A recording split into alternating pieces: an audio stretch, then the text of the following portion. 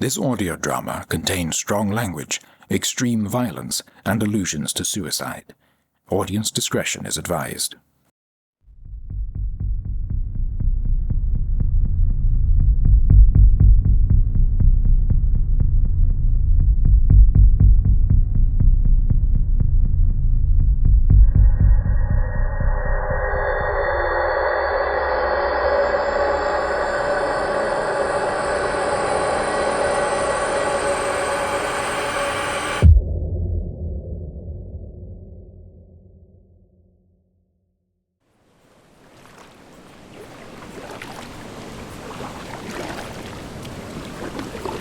A black boat with black sails stealthily drifted across black waters under a starless spring sky.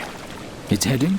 The frigid shores of the isolationist and hostile kingdom of Bjortar.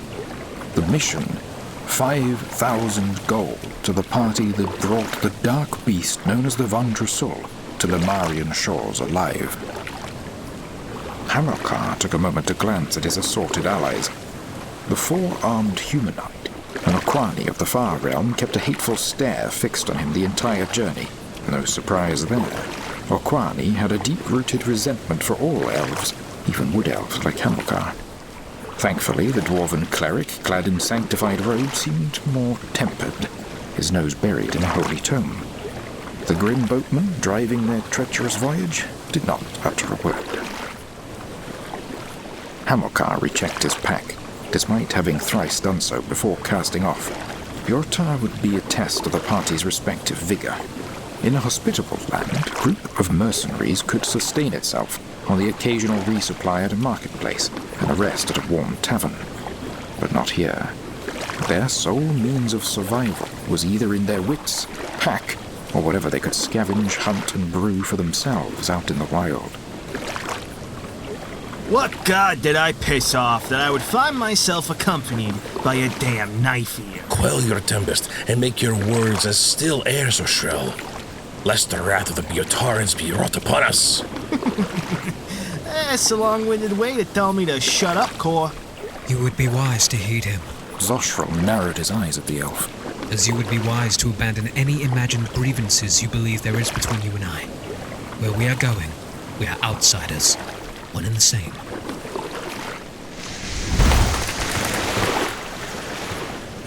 Awaiting them on the beach were two other mercenaries, a half-orc ranger and her companion, a gobliness adorned in dark clothing and armed with dual daggers, as well as a hand crossbow. A rogue if Hamilkar ever saw one. An elf and two greenskins? That god is vengeful. Ignoring Xoshrel's remark, the passengers joined their fellow mercs on the shore. The boatman did not waste any time casting off back out to sea and disappearing into the night. Welcome to Bjortar. I am Aryss, Catias, former Lord Ranger of the Green Coast. This is Mina Twig. Devoted servant to the Mother of Secrets. Hamilkar Longshadow, fighter, native to the woodland kingdom of Belon. And I am Korr Goldmug, cleric under Bishop Mentulis of the Unified Sacrament. The Unified Sacrament? Oh, the Mother is truly gracious. Xoshrel Kast, fighter from Kast Harbor in Lusari. Well met. Now, we have 2 weeks until the boat returns. And Marzilor Forest is a 3-day journey from here. Aye, let us not delay any further. Our quarry awaits. Hamilkar was thankful to have a ranger and a rogue at his side. Surviving off the land would hopefully not be as much of a challenge with them in the party. Marzilor Forest was to the southwest, so they believed the further south they traveled, the chill in the air would subside. But as they trekked through the frigid countryside, the contrary became worryingly apparent. Spring rains turned into white flurries. Instead of crunching morning dew, they were wading through thick snow, all the while avoiding the locals by staying close to the wilderness, making camp in obscured thickets, or, in that night's case, in the confines of a small cave. By the time they settled in, twilight had fallen over the land, and with it came night's biting chill. With their camp established, they decided 4-1 to risk having a fire.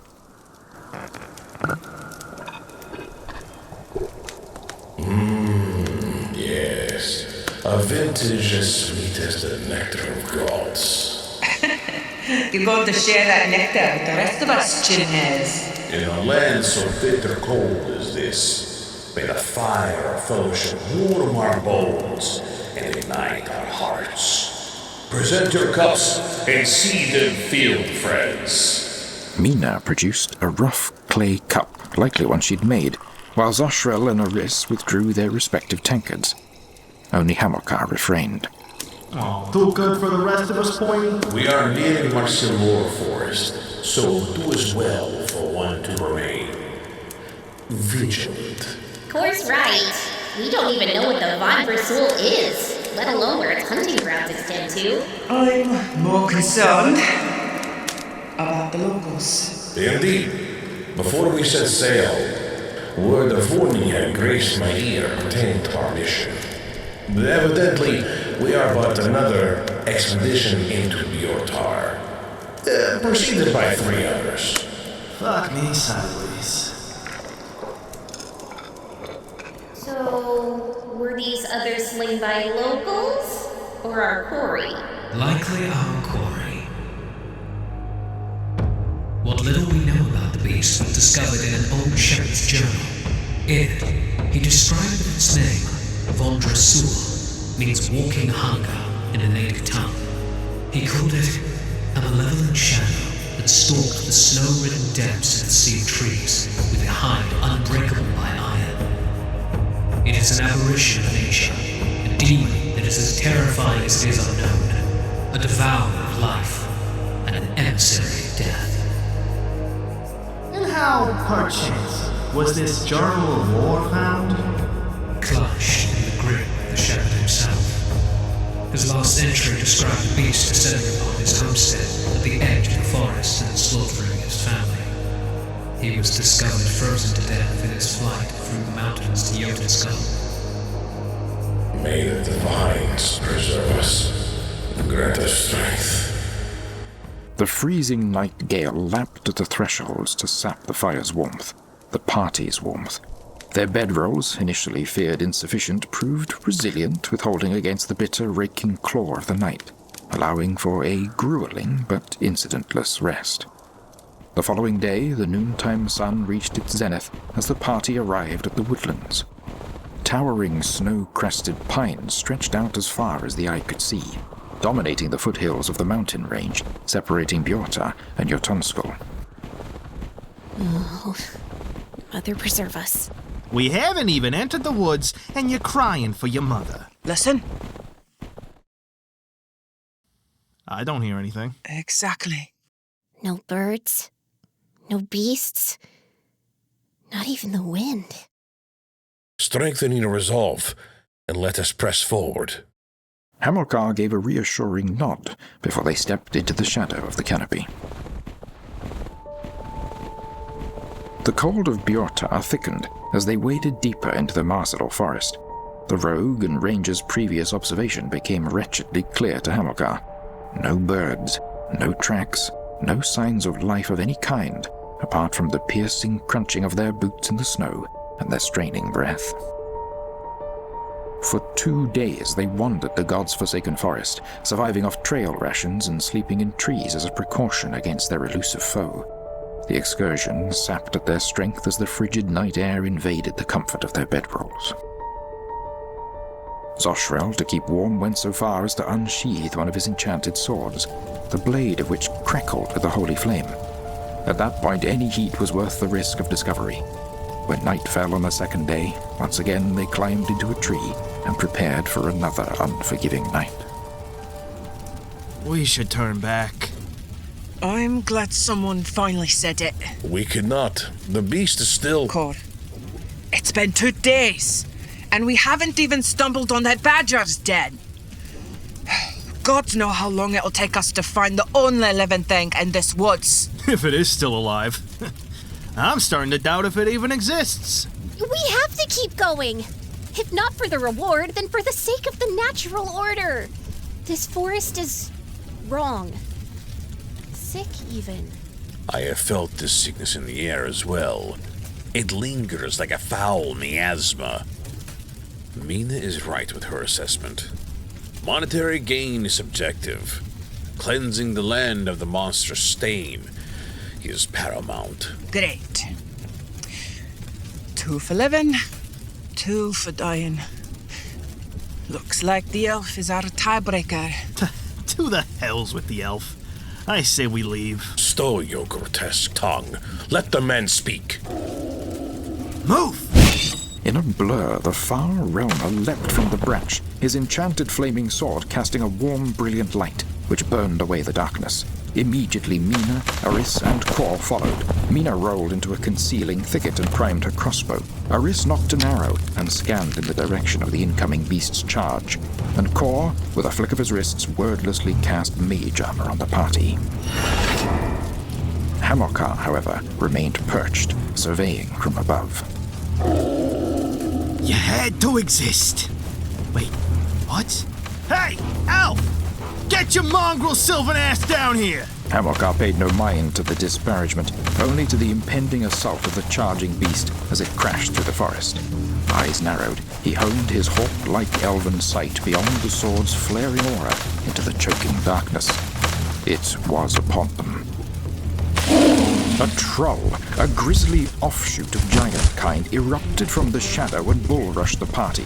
Standing 8 feet tall, its wiry hide resembled thick, bristling spines, as primeval and dark as the forest shadow. Its grotesque, canid and boar-like slavering jaws housed a myriad of gnashing fangs that flashed as it roared. And it stank. Xoshrel surged forward to meet its charge. The monster, alarmed by the fire, hesitated for a brief second, allowing Ukrani to pivot around and strike the monster in the back with his burning sword. Swiftly, he then drew 3 others. One sword was coated in frost, billowing a heavy mist. Another had crackling electricity arcing across the steel, and the third dripping black with a vicious acid. Ever nimble, even in the deep snow, Xoshrel dodged and deflected each and every relentless slash of the troll's powerful claws. Good work, Xoshrel! Twig, together! I shall assist. Magic weapon! As Korr's spell took effect, Aryss fired her bow alongside the twang of a hidden crossbow. Arrow and bolt shot through the air and struck at the troll's nape. But like its giant brethren, its hide was tough and resisted the missile's would-be killing strikes. The troll spun around, facing its new adversaries.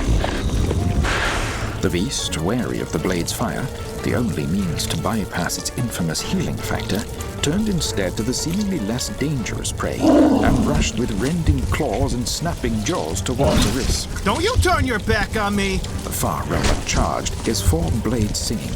The troll, noticing the encroaching light from behind, pivoted and recklessly slashed for Xoshrel's neck. But the boy was too fast for its sloppy swings. The flaming sword cut clean through the troll's outstretched arm, dismembering it. The gruesome appendage flopped to the ground and convulsed, its spent fury flickering out like a dying candle. The shock blade, writhing with electricity, plunged into the gashed armpit before erupting in a blinding, searing jolt. Yeah, that's right! I hope that hurts! In a flash, the troll's other paw lashed forward. Xoshrel was too close. He could not bring his other blades up in time. Ah! The troll's talons ripped across the side of the far realmer's head, splashing the snow with his blood. We got ya, Xoshrel! Twig, again! The greenskins fired once more. While the ranger's arrow merely embedded itself into the creature's shoulder blade, the goblin's aim was more true. From the concealing darkness, her bolt impaled the troll's eye, from which a gushing slurry of blood and vitreous spewed. The troll's head whipped back as it howled in agony, exposing its neck. Hamilkar saw the opportunity and plunged with his 2 short swords drawn. The blades emanated a pale glow as he slashed at it in a fluid shearing motion, and when the elf hit the snow, the troll collapsed behind him, its head tumbling from its grey shoulders. and cradled in the biting snow, its jaws managed 3 final warning snaps. Its fading sight met the horrified eyes of Mina as she watched on from the thicket. Fucking shit! God damn it! Ugh. Be still, my comrade. My magic will be your boon. Cure moderate wounds. As the elf rested his weapons, he heard the approach of the half-orc before she shoved him hard in the shoulder. Why did you kill it? With all your observing, did you forget the job? Hamilkar just grimaced under Aryss's rage, careful not to stoke the fire further. That thing nearly took off my face, and we don't even have the gold to show for it. The Okani's wounds had healed, but even a cleric's magic had its limits. From the darkness, the goblin emerged, crossbow in hand. What a waste of fucking time! We head back in the morning. But how do we know this is even it? Yes, indeed. Let us not jump to unproven assumptions, my friends. The forest is vast. Surely this cannot be the only predator to stalk its range. Xoshrel wrenched a piece of paper from his pack. It was a copy of the bounty. The dark beast of Bjortar, the Vandre Sul, also known as, according to the keen-eyed shit-eater, the walking hunger. Dark-eyed, big teeth. With a quick slash from the far realmer's burning sword, he split the troll's stomach open, spilling out its steaming contents into the snow. Among the viscera were the bones of several animals, including the half-digested humanoid arm. Hey, look! It was hungry, too. As the others struggled with the failure of the mission, the dwarf had his attention on Hamilkar, who inspected the fallen beast. What do you see? Nothing. We should rest. As the party climbed back into the branches, Hamilkar chose a different tree to avoid the ranger's cold stare, whose sting rivaled even the air's icy chill.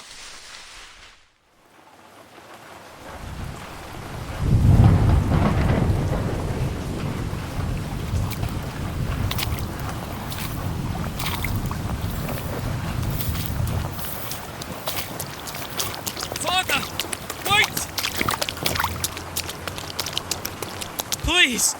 There has to be a mistake! There is no mistake. No! That can't be! If it was true, why are Agrin and I not affected? Our blood is tainted just like yours! Your mother's grace protected you. As your father, I must do the same. There has to be another way! Please! My legacy is stained, Hamilkar. To remain in my presence is to tempt catastrophe, and I will not watch you and your brother suffer as I have. My road lies elsewhere, and I pray the gods will be merciful enough to keep it far from yours. But everything you've taught me, what I've trained for... Take your blades and wield them well. Forgive me, son. It's not right! This isn't right, Father! Father! Hamilkar's mind returned to the present. He looked down to see the dwarf waiting for him at the base of the tree. The others had already packed their supplies and were ready to depart. Good. You're finally awake. Hamilkar gathered his belongings and leapt from the tree, landing with a soft thud. Once he was among the others, Aryss and Xoshrel were quick to begin their journey home, while Mina lingered to ensure that the elf was well before joining them. You are not going. You are keen. You believe our hunt has not yet concluded. Join them, Korr. You needn't throw yourself into danger. Only my many gods can determine whether or not my task has been completed, and they speak with one voice when they tell me that my place remains in this barren cold. What do you hear when you put your mind to your mission? Without a word, the elf walked towards the troll's carcass and brushed the snow from its leg. Oh my. A chunk of the beast's calf had been torn away. The flesh surrounding the wound was necrotic and festering. It wasn't attacking us.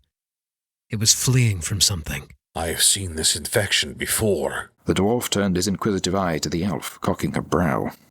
As have you. Undead. A blight upon the world most foul. Hamilkar looked to the distance and the 3 departing mercenaries. They may need you. Perhaps. But I believe your need is greater. If the walking hunger has tasted the troll's flesh, it may continue its hunt. We should wait for the beast, spring the trap that will end its forsaken existence. Let us join then. Perched in a nearby tree, the dwarf and elf watched and waited, enduring hours of relentless cold, dreading the encroaching dark, and desperately ignoring the heavy silence which haunted the vast acreage of the accursed wood. Their only company being that of the felled, beheaded troll, now frozen, its grotesque ruin gruesomely preserved in the icy earth. At one point, Korr had the fleeting hope of a hardy wolverine to sniff out and tear at the carcass, a muse he begrudgingly stowed.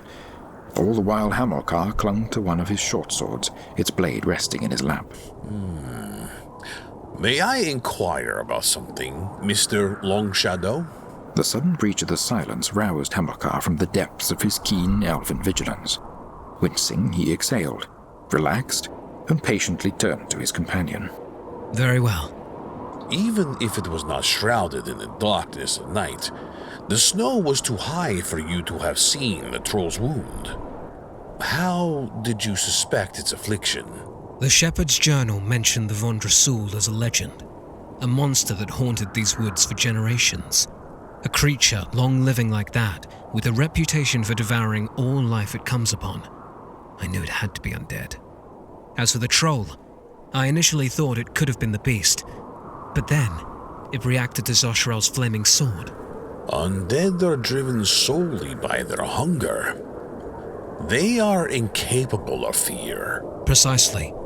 Then Aryss and Mina struck, their shots rooted in their marks. A troll with its regeneration intact would have been able to expel them in seconds. Such a delay only happens if it's sick. Very sick. You suspected that. Although the monster was not undead itself, it was still corrupted. The elf's eyes trailed down to his blade. These swords were forged with sanctified silver mithril. When an undead creature is near, they emit a warning radiance. Near the troll, they glowed, but they didn't shine, so I purged it before the contagion could do its ghastly work.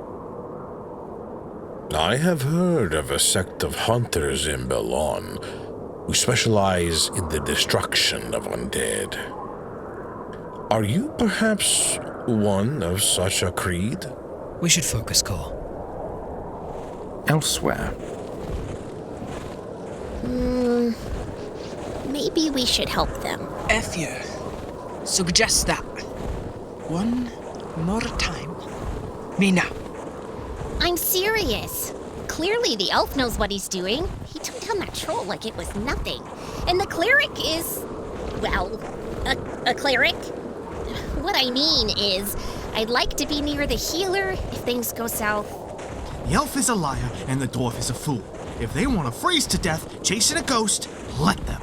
This whole ordeal has been a colossal waste of time. What are you talking about? You got to see beautiful new lands, meet lovely locals, and indulge in exotic cuisine. What exotic cuisine? dipping her fingers into the snow, the half-orc scooped a handful. Fuck was that? Open wide. Here comes another serving. Oh, sneaky bitch. Okay, get ready. 4 handfuls coming right at ya. As the others lightened the mood in their own way, Hamilkar and Korr continued their vigilance. Midday had passed, and the chill worsened as the day began to darken. In his attempts to stay the tension, Korr had silently prayed to his pantheon of gods, and as a result, drifted off into a mindful trance. Hamilkar appreciated it. Somehow the dwarf's slow, steady breathing was a soothing reprieve from the otherwise dead silence. So much so that Hamilkar allowed himself a few poignant moments of eye rest, followed by a series of slow, deep breaths. each priming the ember of his heart, mind, and vigor, readying him for the coming of the terror of Marzilor. And then, at the threshold of serenity, his sword began to glow.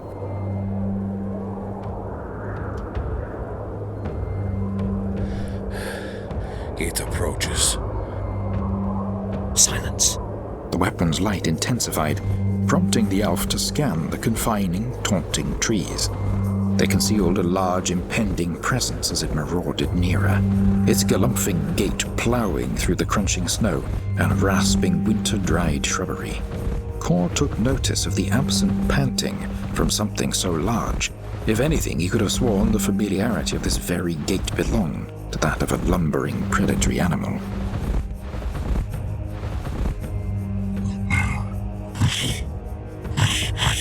Somewhere beyond the nearest comb of trees, it came to a stop and began to sniff vigorously. Hamilkar feared more than suspected at the freezing air where the scent could linger.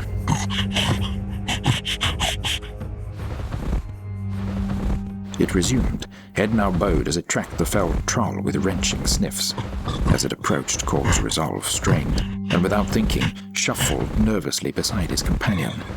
But even Hamilkar, with all his hard-learned expertise, gripped his hilt tightly with damp palms. He didn't dare to wipe away the sweat dotting the brow which stung in the freezing air, lest he risk exposing their position with the rustling of his seasoned attire.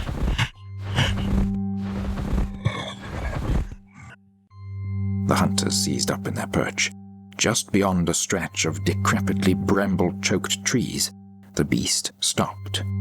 Stifling his shock, Hamilkar took a downward glance. His blade shone as a holy torch, a stark reminder of the beast's fiending undeath. It rang potently in the depths of his instinct, and so he braced himself for what he in that moment knew would be his deadliest fight.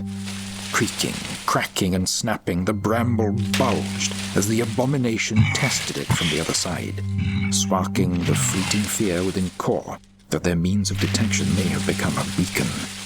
This triggered divine defensive power to flare within him, making his stout fists hum with magic. Show yourself, fiend! Not another word.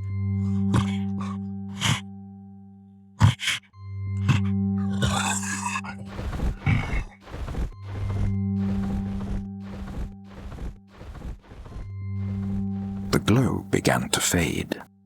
What? The elf could only watch, shocked and relieved, as the blade returned to normal. Is it retreating? How? Why?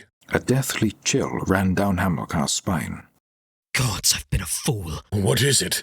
Tell me, friend. The elf leapt from the tree. Alarmed, the dwarf followed. It doesn't feed on carrion. God, no! The snowball skirmish between the Far Realmer and Half-Orc had sparked into something far more passionate. As the tall folk became further acquainted in an ample thicket, Mina kept watch. Although their prey had been destroyed, Marzilor Forest was no place for one to drop their guard. The gobliness' natural wariness fueled her surveillance in the wake of her companion's carnalities, but did little in repressing her guilt for leaving behind the unsatisfied hunters. All scenarios, from their simply freezing to death to facing a deadlier adversary, be it ravenous beast or raging local, ran in her tiring mind. In spite of all their differences and short time as a team, they were stronger together. It was as her clan elders had always warned. Never split the party. Her ears perked, funneling any and all minute air of threat which might haunt the stillness. Raising her crossbow, she took a cat-like step forward, her narrowed eyes hungrily scanning through the trees. Guys!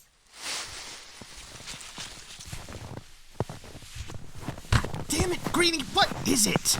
I was a couple thrusts away. Shut it, limp dick. Mina, what did you hear? I'm not sure. Maybe you can spot it? Xoshrel watched on, flustered. Aryss gave Mina a soft, affirming smile, and a confirming scritch in her dark hair, then took a few steps away and peered around the tree. Her ranger eyes took in the gloomy wooded scene. A looming haze had rolled in, murking the already dense air. She took a series of sniffs for good measure and skimmed up something faint but undeniably festering.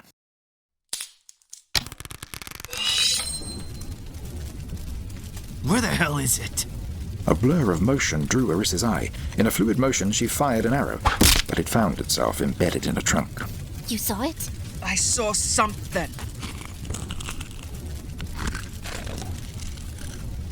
Come on, damn it! We're right here! Calm yourself. We can't lose our nerve now. Really wishing the elfin dwarf were still here. You're right. That plump little cleric would make a fine...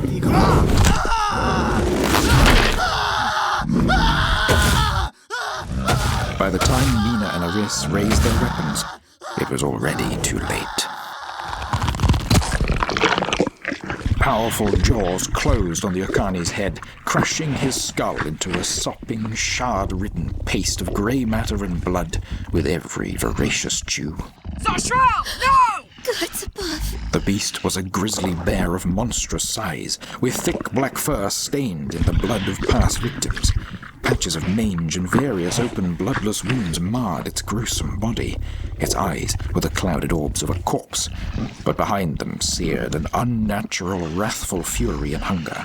With fangs moist with carnage, it snarled at the two survivors as it circled them. Undead! Keep it distracted. I'll find a good vantage point. But then the beast charged the smaller greenskin before she could react. The arrow struck, embedding itself into its neck. To Aryss's horror, the beast did not change its pursuit. Mina, seeing no other option, dove from the snow out of the bear's path as she threw a small black pellet towards the enemy. The smoke bomb blanketed the bear's face, blinding it and filling its nostrils. As the goblin's body crunched through the snow, Aryss watched as the bear suddenly pivoted and leapt at the fleeing rogue.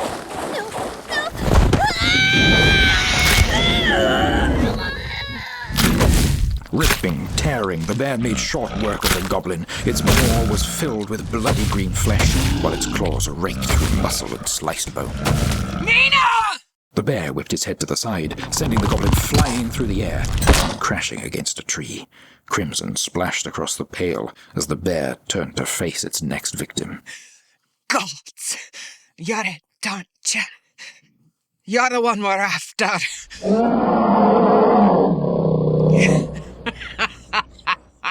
Fuck the job! I'll put you back in your goddamn grave! The half-orc drew her next arrow back, just as the bear renewed its assault. One small sound broke the ranger's concentration, her eyes darting to the ground at her feet. One small moment of hesitation was all the beast needed.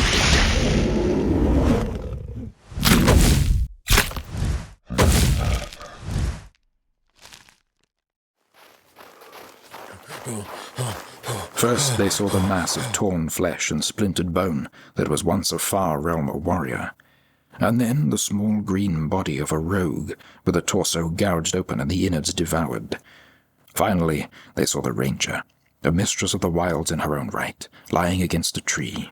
Her lower jaw and throat had been slashed off by a powerful claw, leaving her unable to scream as her belly was opened to allow her killer access to her entrails.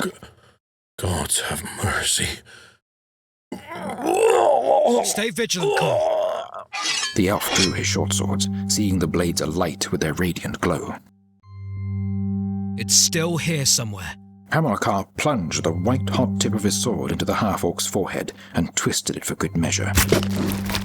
He then approached the goblin, where he raised his other blade. Hamilkar! The warrior turned to see the largest grizzly bear he had ever seen, standing atop of a nearby boulder, looming over them. Its fangs, twisted up in a hideous snarl, and its claws, cutting deep into the stone, were caked in fresh blood and viscera. Do you feel that? Its corruption seeps from its pores like a miasma. I believe we've found the master of this forest. Attack from its flank! I'll draw it to me! Hamilkar felt small, strong hands gripped onto his leg before he was torn from his footing, landing hard on the cold ground. He looked down to watch Mina, her eyes now empty, save for the cold unlife that infected her. She crawled on top of him, her gnashing teeth poised for the elf's throat. Hamilkar! Leaping from its perch, the bear soared down towards the portly dwarf. The ice shattered, and the beast, elf, dwarf, and goblin fell into the freezing depths of what had been a frozen river. Hamilkar felt his sword slip from his fingers as the shock of the cold ripped through his body. Dirt and ice shards drove into his open eyes as water filled his lungs. The elf gave out, slipping into the cold darkness of oblivion. Korr! Hamilkar's eyes burned upon opening as his lungs heaved for breath. His blindness would be temporary, but his body was numb from the cold. He felt layers on him, various blankets and furs to keep him warm. He could smell mold, wood rot, and dust, allowing him to deduce that he was in an old bed, inside an even older house. He had his boot on, thank the gods, meaning his sanctified dagger would still be in its hidden sheath. Hamilkar tried to rise, when a large, rough hand seized his shoulder. No. Who are you? Where am I? Answer me! Where is the beast? Beast. No. Can you tell me where I am? Here. I do not know what that means. Where is the beast? Do you know? Beast. No. Scared. You have a grasp of the common tongue. That's a good start. There was a dwarf with me. He wore clerical robes. Did you see him? Dwarf. Yes, a dwarf. His name is Korr. Did you see him when you found me? Dwarf. Korr. It is all right. Your speech is limited, forgive me. My name is Hamilkar Longshadow. What is yours? No. I see.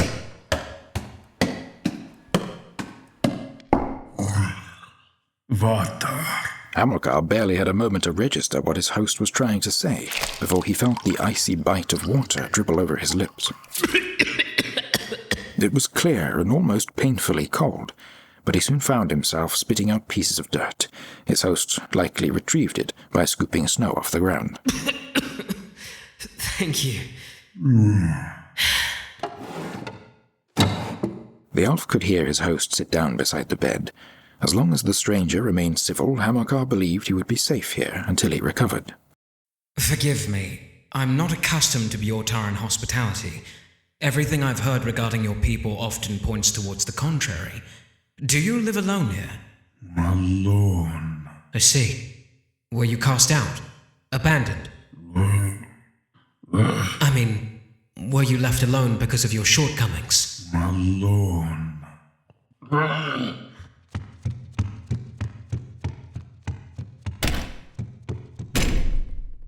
Even an ancient bed was still a bed, far more comfortable than a tree branch.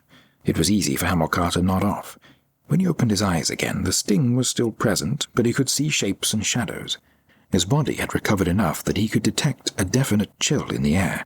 Night had fallen. Hamilkar turned his head to see a man sitting in the corner. The darkness of the room obscured his features, but not his figure. He was huge for a human, with large squared shoulders and muscular arms. To exemplify this, he apparently chose not to wear a shirt.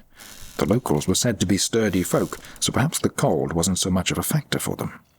His head was adorned with a mess of dark hair, with an unkempt beard to match. My apologies for my words earlier. You have done me an immeasurable kindness, and I return the favor by insulting you. It is a pleasure to meet you. Meet you. I hope I do not come off as ungrateful, but why? Why did you save me? Hamilkar could hear the stranger shuffling in his spot. He sounded confused, perhaps anxious. Tarja. Hamilkar didn't understand, but whatever Tarja was, it gave the stranger reason to pull a drowning elf from the jaws of doom. He wouldn't question it. Tarja. It's all right. You don't need to say anything more.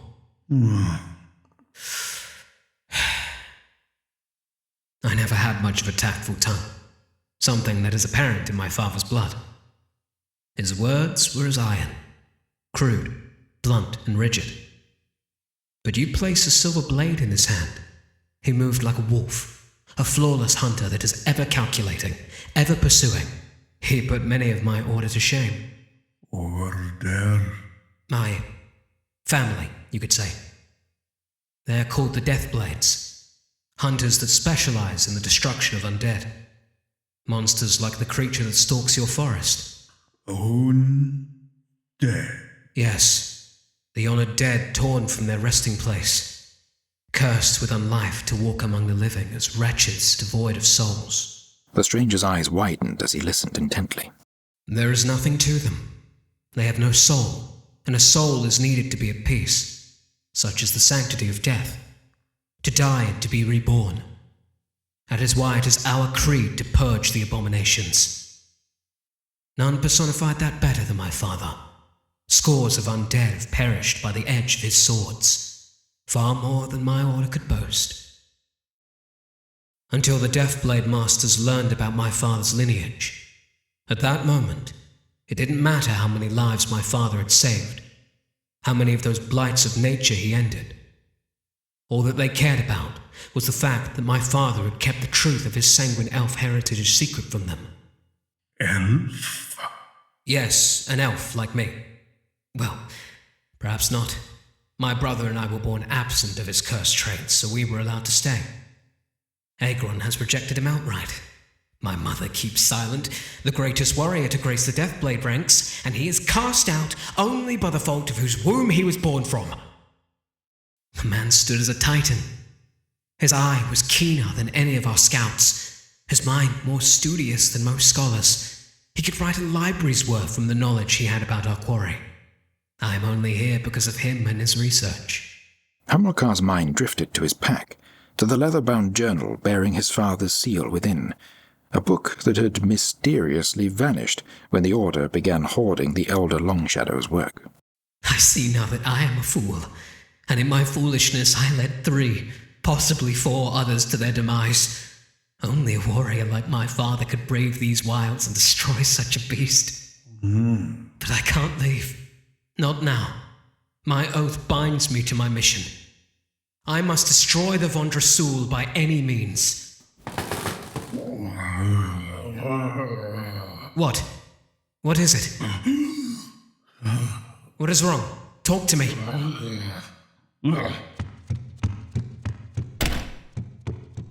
Hello? Come back! What's happening? Rising to his feet, Hamilkar stumbled forward, finding a bedside table where he felt a splash of ice-cold water from the host's bowl. With haste, he doused his eyes with it, trying anything to clear his vision. His efforts were not entirely for naught. While the sting in his eyes remained, he could see much better. He quickly slid the dagger from his boot. To his horror, the blade was glowing brightly. Without a moment to lose, he raced from the room. Hamilkar found himself on the second floor of a large building. The house resembled a mead hall, a high-arched ceiling, wide foyer below, and a stairwell that connected the 2 floors. There was a massive hole in the roof, allowing in the only light in the region, the pale glow of the moon. There were tapestries, even portraits on the wall, but exposure to the elements and time had destroyed them. The floorboards fared no better. Each creak and groan threatened to send the elf plummeting below, so he had to mind his step as best he could. By the time he reached the bottom floor, he found the stranger doubled over in the corner of the room, his back to the elf. Hamilkar took one cautionary step further when his boot made contact with something. His eyes lowered to the floor. The tattered remains of a sanctified robe were the only identifying factor, because the eviscerated meat left Korr Goldmug with no recognizable features. Nearby was a small green body, its skull savagely crushed in. Mina. Back. Back. Hamilkar froze. No. No more. Hamilkar blinked, and blinked again. In the light emanating from the dagger, he could better make out the man. he realized the stranger wasn't just shirtless, he was completely naked. His skin was fairly pale. Gods preserve me. Necrotic black veins ran the entirety of the man's body, while his clouded eyes focused on the elf. The most grotesque feature was the gaping hole in the man's breast where his heart would have been. Instead, a filth-ridden, grinning skull greeted Hamilkar. Back! What are you? The stranger bared his teeth as though in pain and stepped forward. Sul. Hamilkar's eyes widened in horror. Sul.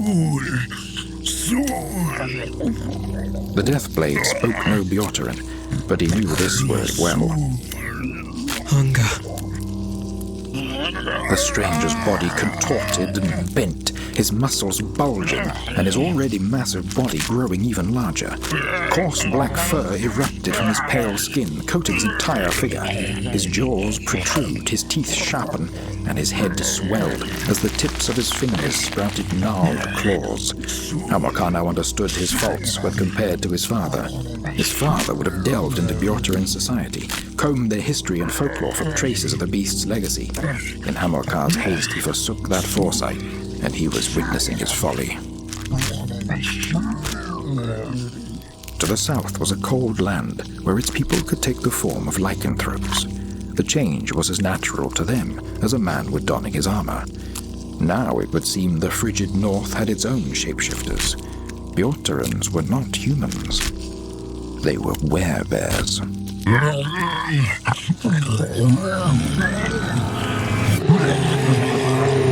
The Vandre Sul previously assaulted them as an animal, but now it took the form of a hybrid, an ursine beast that walked on 2 feet. Overtaken by its bloodlust, it lunged forward, its claws whistling through the air. Hamilkar sprang to the side.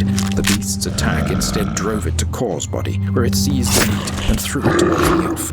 Hamilkar ducked. The grisly projectile flew past him overhead. The Vandre Sul hacked and slashed at the air, putting Hamilkar on the back foot. He could not keep this up, though. His body felt sluggish. The monster had the clear advantage. Hamilkar had to strike. The dagger found purchase. The elf danced away from his enemy, the tip of his shining blade hissing. The Vandre Sul turned about, 2 smoking slash marks in its inner forearm and ribs respectively. However, it didn't seem to even notice as it snarled and continued its pursuit. The Deathblade propelled himself forward, meeting the beast's charge. Dagger in hand, he watched for the next opening. There! A clawed hand caught his arm, halting his assault. Elf and beast made eye contact, enemy against enemy. Hamilkar dropped his dagger and caught it with his free hand before he plunged it again and again into the monster's innards. Then its grip tightened. The bones in the elf's arm cracked before the Vandre Sul lifted him up and threw him across the room. The force of the throw was enough to send him sliding over the hardwood floor and his back slamming into the far wall. The beast had him at its mercy. Why did it cast him away? As Hamilkar slowly rose, he saw why. The blade burned unlike any that had touched its flesh before, so it had to be cautious. The elf watched as the monster crossed the room to what was left of Korr's body. Its powerful jaws closed on whatever meat it could, tearing into the cleric. It was from across the room, his vision clear, that Hamilkar was able to see the impossible.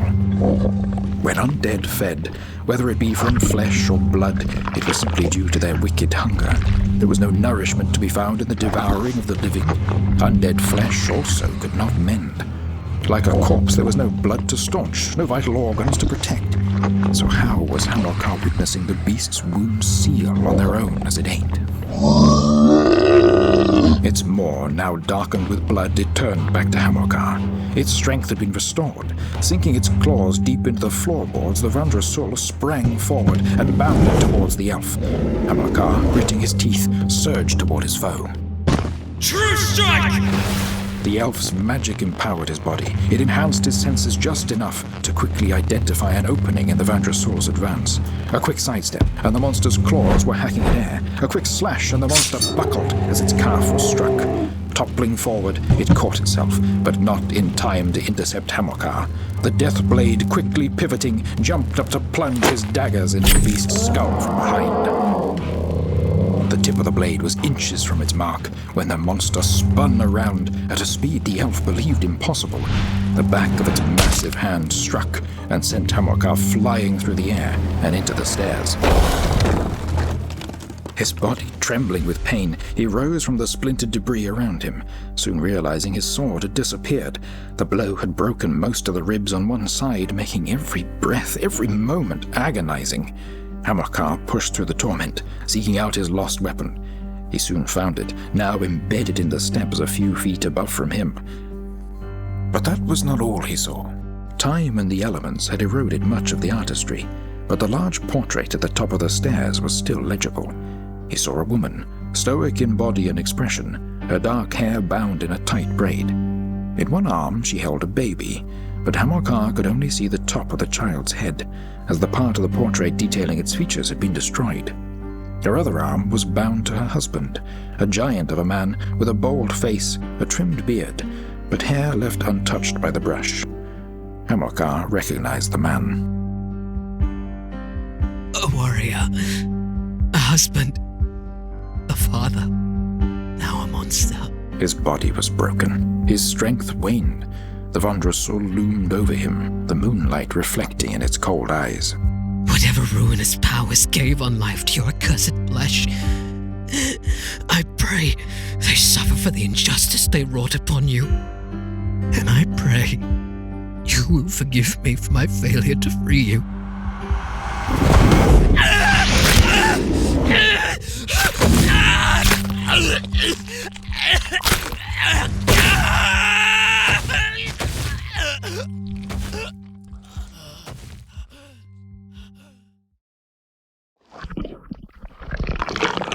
The meat was tasty. Tastier than most other meat. But in the taste there was sadness. A sadness that he had felt before. The meat didn't used to be meat. It talked. It talked strange.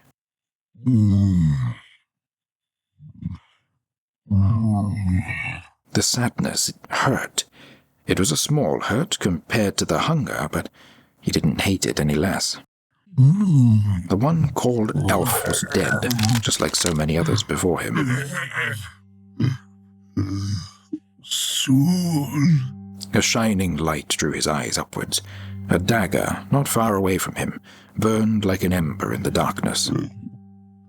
Soon. He remembered its bite. It burned. It hurt him. Pain, something he had not felt before. Soon.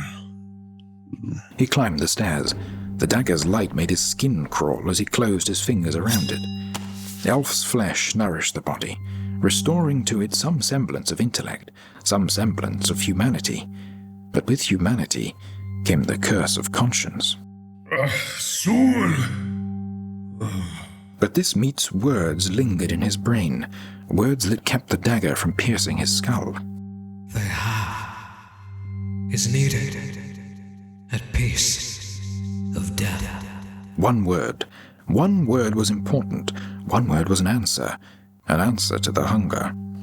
Soul. Soul. Soul. He placed a hand on the skull embedded in his chest. The skull was something he found, something that made him feel regret. But something else was supposed to be there, something important, perhaps. Soul.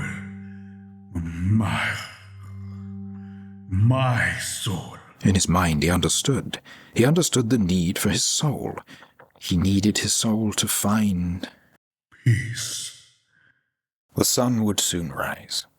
When it reached its crest, the hunger would return. But perhaps, before then, he would find his soul. Perhaps he would find his soul and die as a man, not as the Vandre Sul.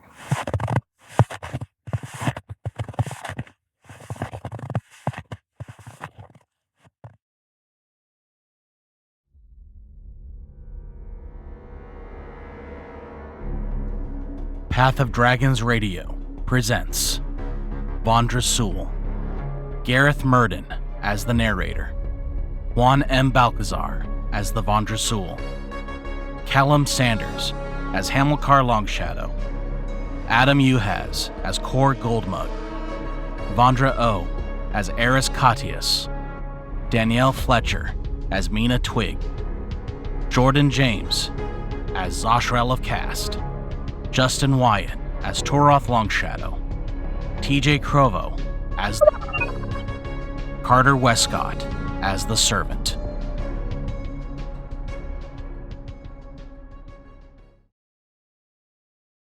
It would seem this expedition fared as well as the previous. Even the Deathblade proved less of a match. What a magnificent beast! To cut down a hunter of undead in his prime. Very well. I require no further proof of its worth. Triple the bounty. The Vandre Sul must be brought to Lenmaria. Excellent, my lord. I must also inform you that our spies have found the Pirate King rotting away in a tavern in Bellon. Turns out all we had to do was follow the clinking coins. Miss Bloodfallen was easier to find. What with her carving a trail of bloodshed across Leary from Sidira to Raspa, the Dark Changeling is quite volatile. Even for her kind. Volatile as a direwolf in heat. Bloodfallen alone is a walking festival of destruction. Tip off the Inquisition and have them sent to Secatharis. Same for the frog. Ah, yes, the frog among dwarves. Very good, my lord. I will make the arrangements. I'm sure the lad will make quite the impression among his fellow scourgers. My friend, if this all plays out well, those scourges will rattle the very bones of the world.